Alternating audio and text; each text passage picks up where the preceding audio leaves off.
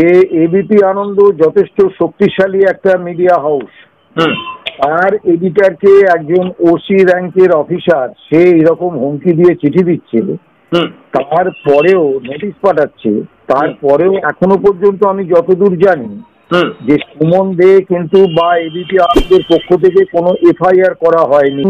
ABP আনন্দের এডিটরকে একজন OC কার্যত ধমক দিচ্ছেন যে আপনি এই অনুব্রতর এই বা ভিডিও মানে অডিও ক্লিপ আপনি চালাবেন না, এতে পুলিশের ভাবমূর্তি নষ্ট হচ্ছে ইত্যাদি ইত্যাদি।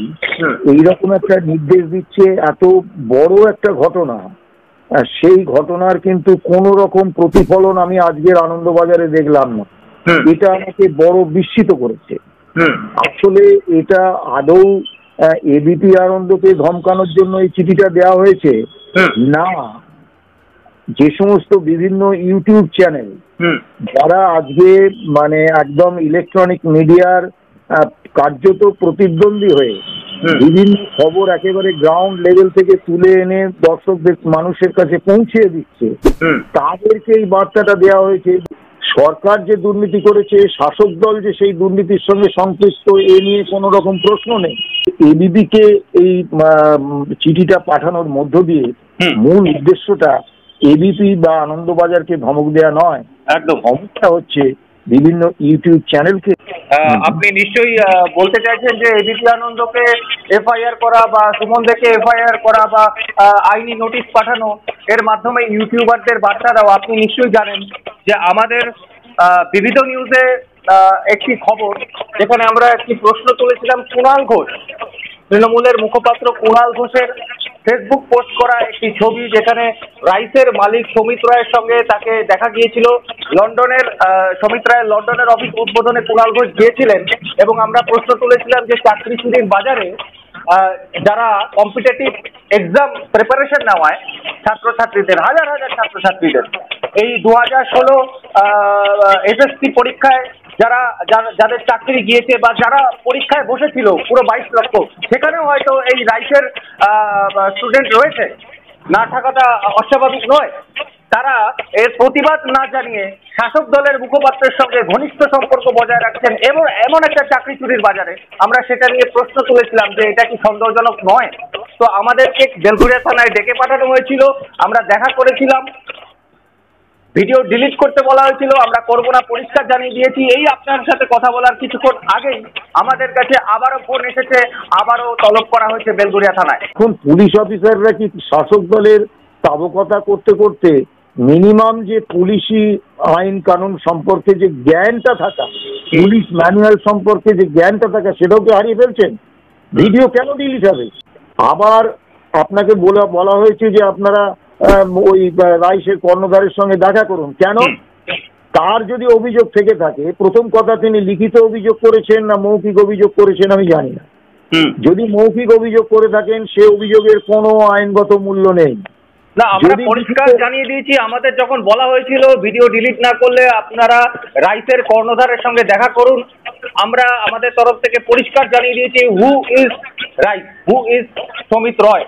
কোন স্বেচ্ছাসেবী সংগঠন ওটা সাধারণ মানুষকে বিনা পয়সায় শিক্ষা দিয়েছে, রীতিমতো টাকা নিয়ে এরা সরকারি চাকরির প্রিপারেশন দেওয়ায়। আবার শাসক দলের ঘনিষ্ঠ মুখপাত্র বা শাসক দলের মুখপাত্রের সঙ্গে ছবি দিচ্ছে এরকম চাকরি চুরির বাজারে, যেখানে 26,000 শিক্ষকের চাকরি চলে গেছে, 22 লক্ষ পরীক্ষা দিয়েছিল 2016 সালে। হয়তো তাদের অনেকেই আছে যারা রাইস থেকে প্রিপারেশন নিয়েছে, সেখানে আওয়াজ না তুলে তারা বলছে যে ভিডিও ডিলিট করব। রাইসের মালিকের সঙ্গে আপনারা কেন দেখা করতে যাবেন? এটা পুলিশ যদি বলে থাকে পুলিশ সঠিক কাজ করেনি, তার এখতিয়ারের বাইরে গিয়ে করেছে। পুলিশ কিন্তু রাইসের মালিকের প্রতিনিধি নয়, পুলিশ আমার আপনার করের টাকায় একজন পাবলিক সার্ভেন্ট। প্রতিদিন এ তো তৃণমূলের কাগজ বা আরো একাধিক কাগজের মালিকানা বদল হয়ে গেছে, খোঁজ নিন জানতে পারবেন। কাজে এখানে উনি জানেন যে এদের দিয়ে কোনো বিপদ নেই, বিপদটা আছে ইউটিউব চ্যানেলগুলো। মমতা বন্দ্যোপাধ্যায় সরকার চাইছেন যে কোনো মূল্যে এই যে ইউটিউবের মাধ্যমে যে সরকার বিরোধী যে প্রচার, মানে প্রচার মানে মিথ্যে প্রচার নয়, সঠিক ঘটনা সত্য ঘটনার যে প্রচার, সেইটা যাতে মানুষের কাছে পৌঁছে দিতে না পারা যায়, শ্যামল কুমার মিত্র বলছেন? হ্যাঁ বলছি। আমি বিবিধ নিউজ থেকে অমিত বলছিলাম স্যার। হ্যাঁ হ্যাঁ নমস্কার নমস্কার, বলুন। হ্যাঁ নমস্কার। বলছি গতকালকে এবিপি আনন্দের যিনি এডিটর রয়েছেন সুমন দে, হ্যাঁ হ্যাঁ, তাকে পুলিশ নোটিশ পাঠিয়েছে অনুব্রত মণ্ডলের যে অডিও ক্লিপটা সেটা ক্রমাগত প্রকাশ করার জন্য বা পাবলিকের কাছে তুলে ধরার জন্য। আচ্ছা, তো এটা সরকার কি বার্তা দিতে চাইছে?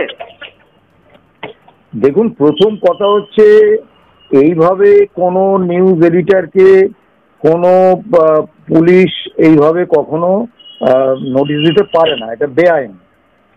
কারণ সংবাদ মাধ্যম কি করবে, কি প্রচার করবে, কি করবে না, এটা সংবাদ মাধ্যমের পূর্ণ স্বাধীনতা রয়েছে। কাজী এখানে ওই পুলিশ অফিসার সম্পূর্ণ বেআইনি কাজ করেছেন, তার এখতিয়ারের বাইরে গিয়ে কাজ করেছেন। এবং আমার যেটা মনে হয়েছে যে দুটো জিনিস আমার কাছে খুব অদ্ভুত লেগেছে। এক নম্বর হচ্ছে যে এবিপি আনন্দ যথেষ্ট শক্তিশালী একটা মিডিয়া হাউস, তার এডিটরকে একজন ওসি র্যাঙ্কের অফিসার সে এরকম হুমকি দিয়ে চিঠি দিচ্ছে, তারপরেও নোটিশ পাঠাচ্ছে, তারপরেও এখনো পর্যন্ত আমি যতদূর জানি যে সুমন দে কিন্তু বা এবিপি আনন্দের পক্ষ থেকে কোনো এফআইআর করা হয়নি, অর্থাৎ তারা আইনি ব্যবস্থা নিচ্ছেন না। আমি সুমন দে বা এবিপি আনন্দের যে আইনি ব্যবস্থা রয়েছে বা যেসব আইনজীবী তাদের হয়ে লড়েন তারা অত্যন্ত দক্ষ আইনজীবী এবং তাদের অর্থও আছে। কাজেই তারা যে কেন এইটার বিরুদ্ধে আইনি ব্যবস্থা নিচ্ছেন না আমার এটা মাথায় ঢুকলো না। দ্বিতীয় বিষয় যেটা, সেটা হচ্ছে আজকের আনন্দবাজার পত্রিকাতে আমি এই খবরটা কোথাও খুঁজে পাইনি। এখন এবিপি আনন্দের এডিটরকে একজন ওসি কার্যত ধমক দিচ্ছেন যে আপনি এই অনুব্রতর এই ভিডিও মানে অডিও ক্লিপ আপনি চালাবেন না, এতে পুলিশের ভাবমূর্তি নষ্ট হচ্ছে ইত্যাদি ইত্যাদি, এইরকম একটা নির্দেশ দিচ্ছে। এত বড় একটা ঘটনা, সেই ঘটনার কিন্তু কোন রকম প্রতিফলন আমি আজকের আনন্দবাজারে দেখলাম না। এটা আমাকে বড় বিস্মিত করেছে। আসলে এটা আদৌ এবিপি আনন্দকে ধমকানোর জন্য এই চিঠিটা দেওয়া হয়েছে না, যে সমস্ত বিভিন্ন ইউটিউব চ্যানেল যারা আজকে মানে একদম ইলেকট্রনিক মিডিয়ার কার্যত প্রতিদ্বন্দ্বী হয়ে বিভিন্ন খবর একেবারে গ্রাউন্ড লেভেল থেকে তুলে এনে দর্শকদের মানুষের কাছে পৌঁছে দিচ্ছে, তাদেরকে এই বার্তাটা দেওয়া হয়েছে এই ব্যাপারটা নিয়ে কিন্তু আমার সন্দেহ আছে। কারণ এবিপি আনন্দের যে প্রতিক্রিয়া সেটা কিন্তু ওই একটা টক শো এর মধ্যে সীমাবদ্ধ থেকে গেল। একাধিক ইউটিউব চ্যানেল এটা নিয়ে দেখলাম বলছেন, তারা করছেন এইটা নিয়ে অনুষ্ঠান এবং তাদের বক্তব্য জানাচ্ছেন। তা এইটা আমার কাছে কিন্তু খুব অদ্ভুত লেগেছে। আর একটা জিনিস বলি, আপনাকে একটু জানিয়ে রাখি স্যার, আপনি নিশ্চয়ই বলতে চাইছেন যে এবিপি আনন্দকে এফআইআর করা বা সুমন দেকে এফআইআর করা বা আইনি নোটিশ পাঠানো এর মাধ্যমে ইউটিউবারদের বার্তা দেওয়া। আপনি নিশ্চয়ই জানেন যে আমাদের বিবিধ নিউজে একটি খবর যেখানে আমরা একটি প্রশ্ন তুলেছিলাম কুণাল ঘোষ, তৃণমূলের মুখপাত্র কুণাল ঘোষের ফেসবুক পোস্ট করা একটি ছবি যেখানে রাইসের মালিক সমিত রায়ের সঙ্গে তাকে দেখা গিয়েছিল লন্ডনের। সমিত রায়ের লন্ডনের অফিস উদ্বোধনে কুণাল ঘোষ গিয়েছিলেন এবং আমরা প্রশ্ন তুলেছিলাম যে চাকরি চুরির বাজারে যারা কম্পিটিটিভ এক্সাম প্রিপারেশন নেওয়ায় ছাত্রছাত্রীদের, হাজার হাজার ছাত্রছাত্রীদের এই 2016 এসএসসি পরীক্ষায় যাদের চাকরি গিয়েছে বা যারা পরীক্ষায় বসেছিল পুরো 22 লক্ষ, সেখানেও হয়তো এই রাইসের স্টুডেন্ট রয়েছে, না থাকাটা অস্বাভাবিক নয়। তারা এর প্রতিবাদ না জানিয়ে শাসক দলের মুখপাত্রের সঙ্গে ঘনিষ্ঠ সম্পর্ক বজায় রাখছেন এবং এমন একটা চাকরি চুরির বাজারে আমরা সেটা নিয়ে প্রশ্ন তুলেছিলাম যে এটা কি সন্দেহজনক নয়।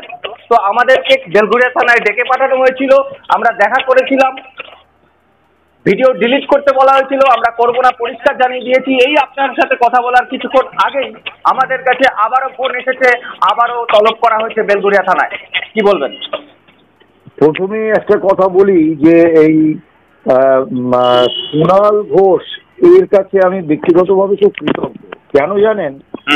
এই কুণাল ঘোষই হচ্ছেন সেই ব্যক্তি যিনি সর্বপ্রথম বলেছিলেন যে সারদার সব থেকে বড় বেনিফিশিয়ারি হচ্ছে মমতা বন্দ্যোপাধ্যায়, এবং মমতা বন্দ্যোপাধ্যায়ের বাড়ি খুঁজলে সারদার টাকা পাওয়া যাবে।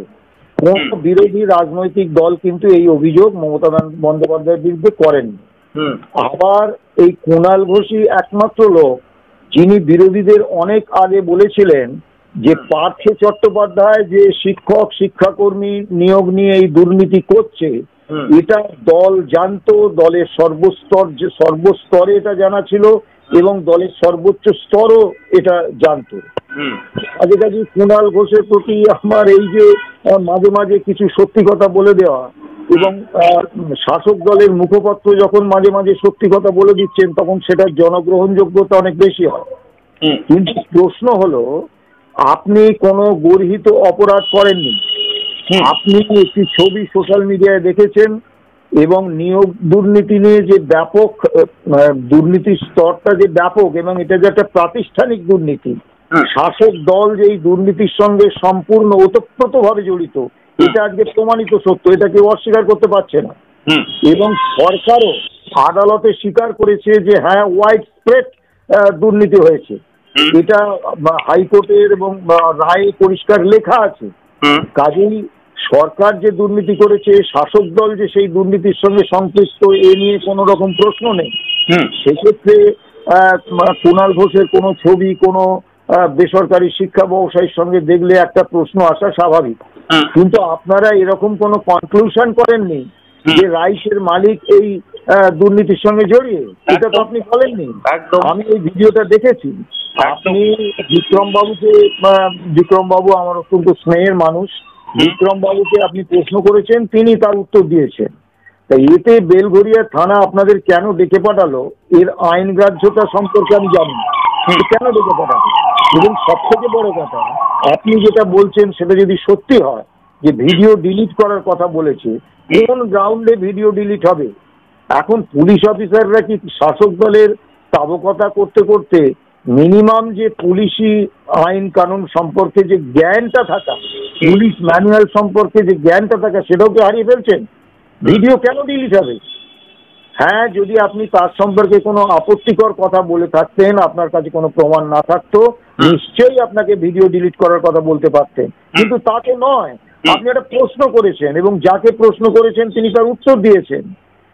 আবার আপনাকে বলা হয়েছে যে আপনারা ওই রাইসের কর্ণধারের সঙ্গে দেখা করুন। কেন? তার যদি অভিযোগ থেকে থাকে, প্রথম কথা তিনি লিখিত অভিযোগ করেছেন না মৌখিক অভিযোগ করেছেন আমি জানি না। যদি মৌখিক অভিযোগ করে থাকেন সে অভিযোগের কোনো আইনগত মূল্য নেই। না, আমরা পরিষ্কার জানিয়ে দিয়েছি, আমাদের যখন বলা হয়েছিল ভিডিও ডিলিট না করলে আপনারা রাইসের কর্ণধারের সঙ্গে দেখা করুন, আমরা আমাদের তরফ থেকে পরিষ্কার জানিয়ে দিয়েছি হু ইজ রাইস, হু ইজ সমিত রয়। কোন স্বেচ্ছাসেবী সংগঠন গোটা সাধারণ মানুষকে বিনা পয়সায় শিক্ষা দিয়েছে, রীতিমতো টাকা নিয়ে এরা সরকারি চাকরির প্রিপারেশন দেওয়ায়। আবার শাসক দলের ঘনিষ্ঠ মুখপাত্র বা শাসক দলের মুখপাত্রের সঙ্গে ছবি দিচ্ছে এরকম চাকরি চুরির বাজারে, যেখানে 26,000 শিক্ষকের চাকরি চলে গেছে। 22 লক্ষ পরীক্ষা দিয়েছিল 2016 সালে। হয়তো তাদের অনেকেই আছে যারা রাইট থেকে প্রিপারেশন নিয়েছে, সেখানে আওয়াজ না তুলে তারা বলছে যে ভিডিও ডিলিট করো। না, এইটা প্রথম কথা, ভিডিও ডিলিট করার কথা পুলিশ বলতে পারে না, এটা একটু অনধিকার চর্চা হয়ে গেছে। আর 2 নম্বর, রাইসের মালিকের সঙ্গে আপনারা কেন দেখা করতে যাবেন, এটা পুলিশ যদি বলে থাকে পুলিশ সঠিক কাজ করেনি, তার এখতিয়ারের বাইরে গিয়ে করেছে।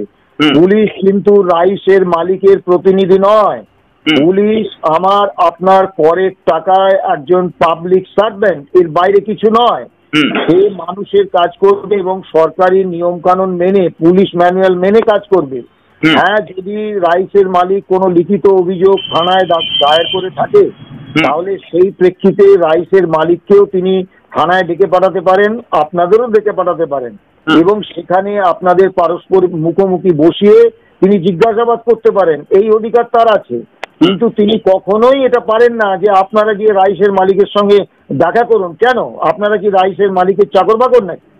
আসলে সমস্যাটা যেটা হচ্ছে, একদম পরিষ্কার করে বলি ভাই, এতে অনেকে হয়তো একটু রুষ্ট হবেন, ইলেকট্রনিক মিডিয়া এবং প্রিন্ট মিডিয়া বলতে কোনো দ্বিধা নেই, দীর্ঘদিন ধরে আমরা দেখছি যে ইলেকট্রনিক এবং প্রিন্ট মিডিয়া শাসক দলের তাবেদারি করছে। আমি একটা ছোট উদাহরণ দিই। নন্দীগ্রামের আন্দোলন নিয়ে ইলেকট্রনিক মিডিয়া এবং প্রিন্ট মিডিয়া বহু লিখেছে, বহু অনুষ্ঠান করেছে, বহু কথা বলেছে এবং বাম সরকারের কার্যত বাম সরকার এবং বাম ফ্রন্টের একেবারে মানে অনন্ত যাত্রা করিয়ে দিয়েছে। কিন্তু আজকে মাননীয় মুখ্যমন্ত্রী মমতা বন্দ্যোপাধ্যায় নিজে বলেছেন নন্দীগ্রামে শুভেন্দু অধিকারী, ওই যে চটি পরা পুলিশ যারা মানুষ মেরেছিল, এগুলো শুভেন্দু অধিকারীর লোক এবং শুভেন্দু অধিকারী নন্দীগ্রামে এই কাণ্ড ঘটিয়েছে। অর্থাৎ বামফ্রন্ট সরকারের আমলে পুলিশ বা বামফ্রন্টের কোনো রাজনৈতিক দল কিন্তু এই ঘটনা ঘটায়নি। এটা মমতা বন্দ্যোপাধ্যায় বলছেন অন রেকর্ড, আপনাদের কাছেও এই রেকর্ড থাকতে পারে। এবং তার উত্তরে শুভেন্দু অধিকারীর বাবা শিশির অধিকারী তিনি বলছেন যে না, ও তো মমতার নির্দেশেই সব করেছিল। শিশির বাবু বর্ষিয়ার নেতা, তিনি কিন্তু মমতা বন্দ্যোপাধ্যায়ের এই অভিযোগকে অস্বীকার করেননি। তিনি বলেননি যে না, শুভেন্দু অধিকারী এই কাজ করেনি। তিনি বলেছেন শুভেন্দু তো মমতার নির্দেশে এই কাজ করেছে। তা আজকে আপনারা বলুন কোন ইলেকট্রনিক মিডিয়া, কোন প্রিন্ট মিডিয়া এইটা নিয়ে বড় খবর করছে এবং বলছে নন্দীগ্রাম নিয়ে যা আমরা প্রচার করেছিলাম, নন্দীগ্রাম নিয়ে আমরা সরকারের বিরুদ্ধে যা বলেছিলাম এটা অন্যায় হয়েছিল। প্রকৃত ঘটনা এই, প্রকৃত ঘটনা শুভেন্দু অধিকারী এই ঘটনা ঘটিয়েছেন। এখন মমতা বন্দ্যোপাধ্যায় সত্যি বলছেন না শিশির অধিকারী সত্যি বলছেন আমি জানি না, কিন্তু তাদের এই দুজনের বক্তব্য প্রকাশ্যে এসেছে, প্রকাশ্যে আছে। ধরুন জ্ঞানেশ্বরী কাণ্ড, সেখানে ওই তথাকথিত বুদ্ধিজীবীরা প্রেস ক্লাবে বসে বিরাট সভা করলেন, অনেক কিছু বললেন। তা আজকে ওই জ্ঞানেশ্বরী কাণ্ড সম্পর্কে যেসব তথ্য উঠে এসেছে কোথায়? সংবাদ মাধ্যমে আপনারা দেখছেন।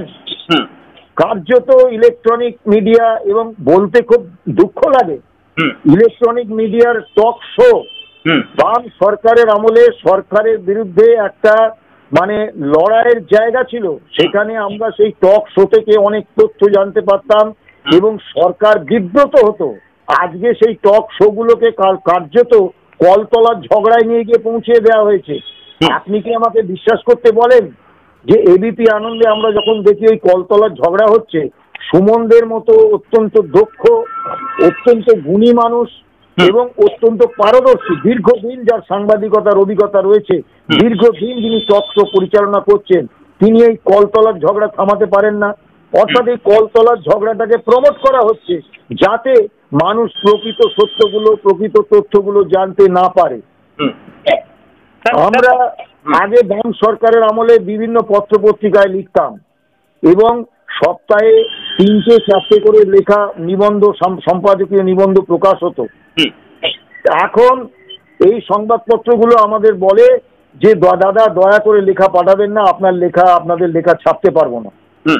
সম্প্রতি একটা পত্রিকায়, মানে প্রখ্যাত পত্রিকা যারা নাকি ভগবান ছাড়া কাউকে ভয় করে না, তাদের একজন আমার পরিচিত সাংবাদিক একটি বিশেষ ঘটনার প্রেক্ষিতে আমাকে একটি নিবন্ধ পাঠাতে বলেছিলেন। তা আমি সেই নিবন্ধটা পাঠিয়েছিলাম।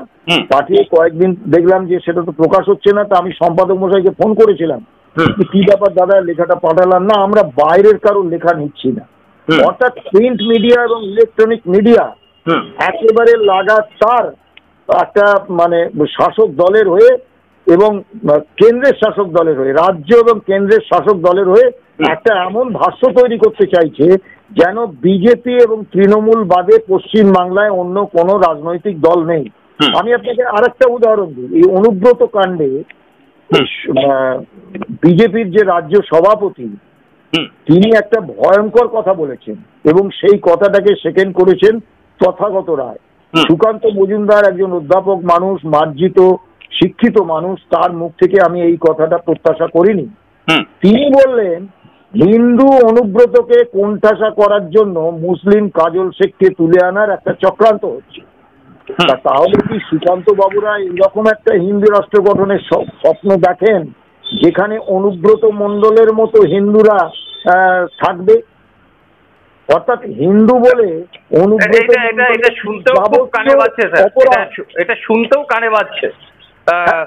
হিন্দু বলে অনুব্রত মণ্ডলের যাবতীয় অপরাধ, আপনি ভাবতে পারছেন কত বড় সাহস একজন পুলিশ অফিসারকে সে তার মা তার স্ত্রী সম্পর্কে কদর্য ভাষায় সে বলছে, এবং আমার ওই অডিও মনে হয়েছে সে সময় তিনি মত্ত অবস্থায় ছিলেন, এবং তিনি নিজে স্বীকার করেছেন, দুঃখ প্রকাশ করেছেন যে আমি ওষুধ খাই, এই জন্য আমি বলেছি, আমার খুব রাগ হয়ে গিয়েছিল ইত্যাদি ইত্যাদি। অডিওটা যে তার, এটা তিনি নিজে স্বীকার করেছেন, লিখিতভাবে করেছেন এবং মুখে করেছেন, তার রেকর্ড রয়েছে। তারপরে পুলিশ আজও তাকে গ্রেপ্তার করেনি। একটা মেডিকেল সার্টিফিকেটের কথা বলছে, ওই হিটলার চৌধুরী তিনি একটা বেসরকারি মেডিকেল কলেজ থেকে কলেজের প্যাডে মেডিকেল সার্টিফিকেট দিয়েছেন। তা আগে তো প্রথম ওই Hitler Chowdhury, doctor Hitler Chowdhury যিনি ওখানকার বিএমএইচ, তাকে তো প্রথম গ্রেপ্তার করা দরকার, যে আপনি কোন অধিকারে একটা এই সরকার যদি এত কিছু বুঝতো তাহলে কি আর আমাদের কাছে নোটিশ আসতো বা তলব আসতো স্যার? এটা নিয়ে আমার শেষ প্রশ্ন থাকবে স্যার। সরকার একের পর এক বেআইনি কাজকর্ম করবে আর সাংবাদিক হাত পা গুটিয়ে ঘরে বসে থাকবে? না, আপনি প্রথম ভুল করলেন যে সরকার এগুলো জানে না বা সরকার বোঝে না, তা নয়। সরকার ইচ্ছে করেই করছে, কারণ অনুব্রত মণ্ডল জেল থেকে ছাড়া পেল, কয়লা দুকাণ্ডে সিবিআই ইডি তাকে অ্যারেস্ট করেছিল, ছাড়া পেল। বিজেপির কেন্দ্রীয় সরকার কিভাবে সে জামিন পেল? ওই বীরভূমে 70 জন সাক্ষী আছে। আপনি কি মনে করেন অনুব্রত মণ্ডল ওখান থেকে বেরিয়ে আসার পরে তার এখন যা দাপট, ওই 70 জনে একজনও ভবিষ্যতে অনুব্রত মণ্ডলের বিরুদ্ধে একটা সাক্ষী দেবে? ওই গরু পাচার এবং কয়লা পাচার ইত্যাদির যে মামলা অনুব্রত মণ্ডলের বিরুদ্ধে, মামলায় কিচ্ছু হবে না, কারণ কোনো সাক্ষী আর সাক্ষী দিতে যাবে না। তা নরেন্দ্র মোদী বা সুকান্ত মজুমদাররা জানেন না যে অনুব্রত মণ্ডল জামিন পেয়ে গেলে কি ভয়ঙ্কর অবস্থা হতে পারে? তা সিবিআই কেন তার জামিন আটকালো না? ইচ্ছে করেই তো তাকে জামিন করে দেওয়া হয়েছে। মানে দুজনের মধ্যে সম্পর্কটা খুব ভালো, এবং সে কারণে অনুব্রত মণ্ডল এই ধরনের ঘটনা ঘটলেও একজন পুলিশ অফিসারের তার স্ত্রী মাকে কদর্য ভাষায় আক্রমণ করলেও বা কটূক্তি করলেও সুকান্ত মজুমদার তার মধ্যে হিন্দু খোঁজেন। খুব লজ্জার কথা। আসলে সরকার যেটা চাইছেন, সরকার জানেন যে প্রকৃত জনমত কিন্তু তাদের পক্ষে নেই। সরকার এটাও জানেন যে কিভাবে এই তৃণমূল দল ক্ষমতা এসেছিল। মিডিয়া তখন যে গঠনমূলক ভূমিকা পালন করেছিল, তৎকালীন সরকারের নেতিবাচক দিকগুলো যেভাবে তুলে ধরেছিল, মমতা বন্দ্যোপাধ্যায় জানেন যদি এইভাবে মিডিয়া এই ঘটনাগুলো তুলে ধরে তাহলে কিন্তু আমার বিপদ আছে, জনমত তৈরি হবে। এখন প্রিন্ট এবং ইলেকট্রনিক মিডিয়া থেকে ওনার আর কোনো বিপদ নেই, উনি সেটা একদম ম্যানেজ করে নিয়েছেন। এখন তো ধরুন প্রতিদিন এ তো তৃণমূলের কাগজ বা আরো একাধিক কাগজের মালিকানা বদল হয়ে গেছে, খোঁজ নিন জানতে পারবেন। কাজে এখানে উনি জানেন যে এদের দিয়ে কোনো বিপদ নেই, বিপদটা আছে ইউটিউব চ্যানেলগুলো। কেন? এরা বিভিন্ন একদম মানে প্রত্যন্ত অঞ্চলের থেকে শুরু করে বিভিন্ন মানুষের কাছে পৌঁছে যাচ্ছে, বিভিন্ন তথ্য সংগ্রহ করছে এবং সেগুলো দিনের পর দিন পরিবেশন করছে। এবং এই ইউটিউব চ্যানেল পরিবেশন করার পরে মানুষটা দেখছে, দেখে মানুষ ভাবছে।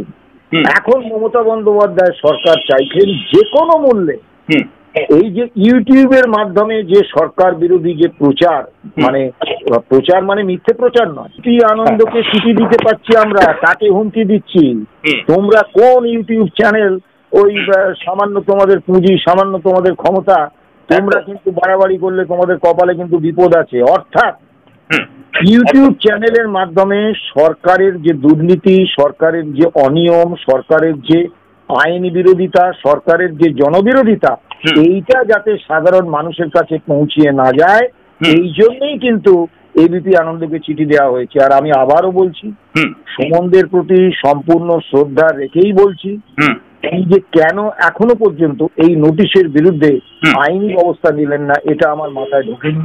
দ্বিতীয়ত, এত বড় একটা হুমকির খবর আনন্দবাজার পত্রিকায় কেন প্রকাশিত হলো না? আমি তো যতদূর জানি যে আনন্দবাজার পত্রিকা ওই এবিপি গোষ্ঠীরই পত্রিকা। এটা কিন্তু আমাকে খুব বিস্মিত করেছে। এমন তো নয় যে এবিপিকে এই চিঠিটা পাঠানোর মধ্য দিয়ে মূল উদ্দেশ্যটা এবিপি বা আনন্দবাজারকে ধমক দেওয়া নয়, একদম ধমকটা হচ্ছে বিভিন্ন ইউটিউব চ্যানেলকে। এই সন্দেহটা কিন্তু আমার থাকলো। একদম এটাই আমাদের এই ইন্টারভিউ শিরোনাম হতে চলেছে স্যার। ধন্যবাদ স্যার, ধন্যবাদ। ভালো থাকবেন। ধন্যবাদ, আপনিও ভালো থাকবেন স্যার।